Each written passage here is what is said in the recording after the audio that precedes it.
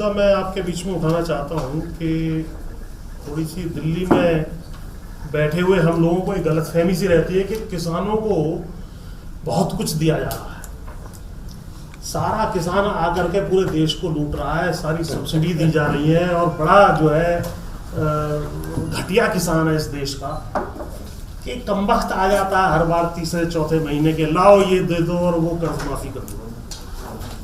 तो ये अशोक गुलाटी जी का एक छपा था, OECD की एक रिपोर्ट आई है OECD में, उसमें ये कहा गया है कि पिछले 17 सालों में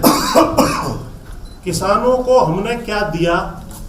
और किसानों से हमने क्या लिया। नेट प्रभाव भारत में ये है कि 17 सालों में 45 लाख करोड़ रुपया, दोबारा बता देता हूं, बीच में खांस गए थे, कोने तक पहुंची नहीं आवाज, 45 लाख करोड़ रुपया हमने किसानों का छीना है। ये चौधरी पुष्पेंद्र सिंह नहीं कह रहा है, 36 देशों की संस्था OECD की एक रिपोर्ट है, उसमें लिखा गया है। यानी सब्सिडी दी 2 रुपए की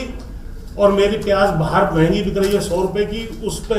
एक्सपोर्ट में आपने रेस्ट्रिक्शन लगा दिया, मेरे से 10 रुपए छीन लिए, 2 रुपए दिए 10 रुपए छीने 8 रुपए। इस तरीके से यदि जब गिनती की गई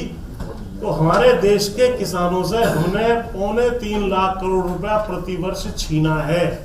तो एक तो ये दिल्ली में बैठे हुए जितने भी इंटेलेक्चुअल्स हैं वो ये गलतफहमी निकाल दें कि किसान को हम कुछ देते हैं, ये गलत है, किसान से हम उल्टे लेते हैं।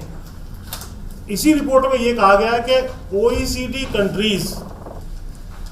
पिछले साल 2016 में चाइना ने 232 बिलियन डॉलर की मदद अपने किसान को नेट की,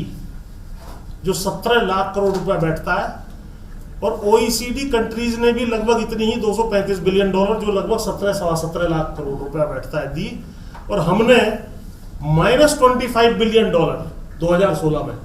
यानी हम किसान से लेते हैं और ढोल पूरे विश्व में ये बजाते हैं, पूरे देश में ये बजाते हैं कि किसान को हम देते हैं, हमने ये सब्सिडी दे दी, वो सब्सिडी दे दी। अगर आप सब्सिडीज क्या दी और क्या उससे लिया हिसाब लगाएंगे तो ये -25 बिलियन डॉलर है एक ही साल का, और 17 सालों का है ये हिसाब किताब 45 लाख करोड़ रुपया।